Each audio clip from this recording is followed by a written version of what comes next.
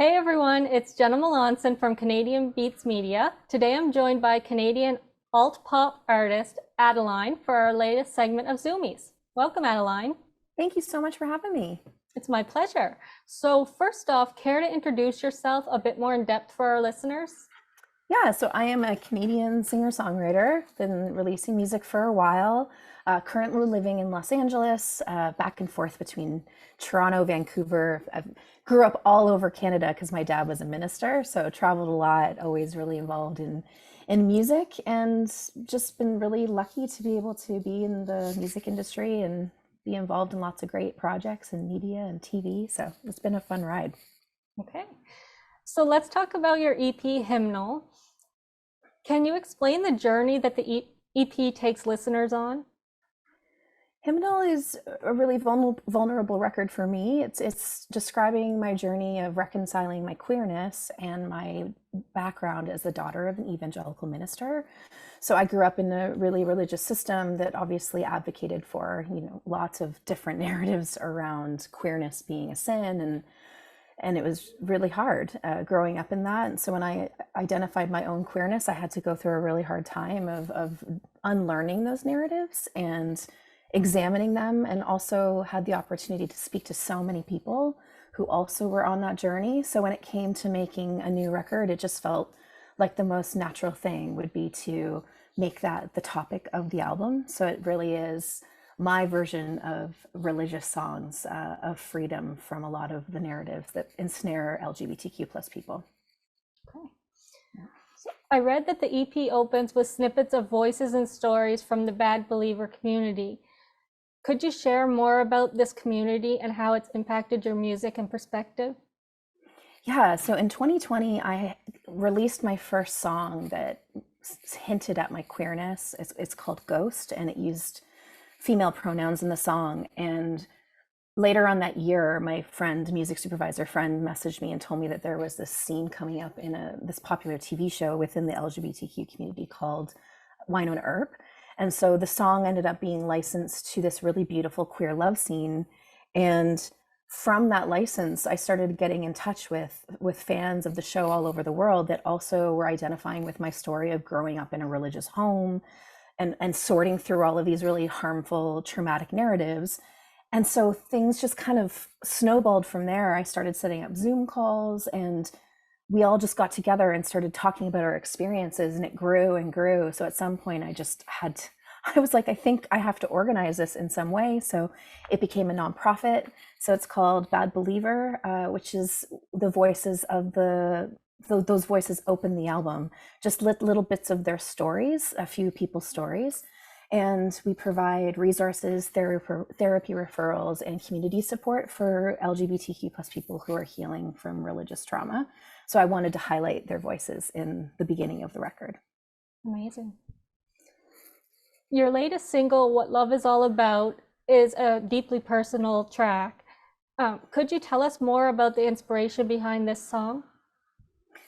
Yeah, when you come from religious homes and you have to kind of broach that really terrifying moment of unveiling to religious family and religious communities, it's obviously a terrifying experience because you wonder if they're going to accept you, if they'll love you, if they'll practice some kind of weird tough love and cut you out of their lives, which we see happen all the time. So when I had my own journey of coming home and telling my family, I was just in so much terror and loved them so much. And they really held me. They decided to love me unconditionally. They, in spite of all of their religious upbringing, they chose me and chose to, yeah, love regardless of what scared them. So I wanted to write them a love song. So that's the song that it closes off the record. It's called What Love Is All About. And it is a track about what it feels like to be held in the midst of a lot of panic and shame and fear and narratives. And when people show up and love you, you really do start to feel like that shame start to fade. So I really think that was a healing experience, just having my parents show up for me the way they did. Mm-hmm. So alongside the EP release, you have an EP release party in Toronto and a virtual release show coming up. How do you approach translating your music into live performances? That's a good question. Jenna, that I'm currently figuring out. So with my music in general, because I like to incorporate like really big, lush sounds, you either have to choose to try to replicate that through musicians and backing tracks, or you just strip it right down and you just do them a different way. So I have a whole bunch of shows coming up, and I have different setups for each one. So some of them I have a full band, some of them I just have a couple players, and then I have backing like drums and the backing tracks. And then I'm touring. I'm playing South by Southwest, I guess, in a few weeks now. And for that, I'm doing a solo thing. So you kind of get to play around with different setups. When you have like really big sounding music, there's a lot to play with there. And looking beyond the release of Hymnal, what do you hope this EP achieves, both for yourself as the artist and the listeners who are going to connect with the themes and messages? Yeah, this one, more than any other I've done, I feel this real desire to connect through it. And I think it's because I realize, especially through the nonprofit, that there are a lot of people that are completely alone. They don't have anyone to speak to. They're growing up in conservative homes and cities and schools. And there's this part of them that they're scared of and terrified of and ashamed of. I just know how it felt for me when I realized it. And I just want to do whatever I can to let the journey be seen, to let people know there is freedom on the other side of it. There are people who will love you and support you.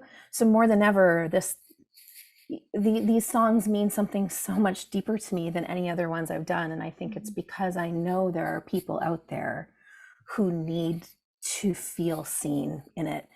It's a different kind of record than writing love songs. I mean, I love writing love songs. I love writing about that. Those are universal themes. But I just know that there are folks who could hear something like this and really start to realize that there is a path out for them.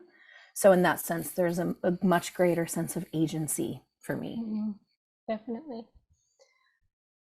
Okay, so the next 5 questions are just for fun. Okay. If you could collaborate with any artist, dead or alive, who would it be? Tom York. I am a diehard Radiohead fan. I realize that probably every musician says that, but I am truly a fan. I've traveled to watch them play many times, so probably him. Awesome. Okay. What's your go-to cover song? My go-to cover song, Wild Horses by the Rolling Stones. Okay. Yeah. If you could only eat one food for the rest of your life, what would it be? I'm going to be very Canadian and say poutine. Okay. And probably because, or poutine, or however you want to say it, probably because I live mostly in LA, so I don't really get to have it. So I think there's also that aspect of it being restricted from me. For sure. If you could instantly learn to play any instrument, which one would you pick? I'm learning guitar. I'm learning electric guitar, but I have many days of watching like good guitar players and wishing that I could like screw off their heads and take their brains and put them into my own. Because I just feel like the process of getting to that level of being so good is a kind of commitment that I struggle with putting in. So probably a really good guitar player. Okay. And last but not least, would you rather be able to speak all languages or be able to talk to animals? This is like a hard one, because if you say, I want to say animals, but then that makes me feel like, I'll tell you this, I love people, but I do feel like there's something about animals with the way that they're just so beautifully healing and unconditional that it would be pretty cool to be able to talk to them. Yeah. I would probably go that route. Yeah, I was gonna say, what is the percentage of people that say animals? Is it high? I have no idea. This is you don't know? Okay. Asked. Yeah. Okay. We'll see. Yeah. Okay, so that's it for Zoomies, and thank you for joining me, and congrats on the new EP. Thank you so much. I really appreciate it.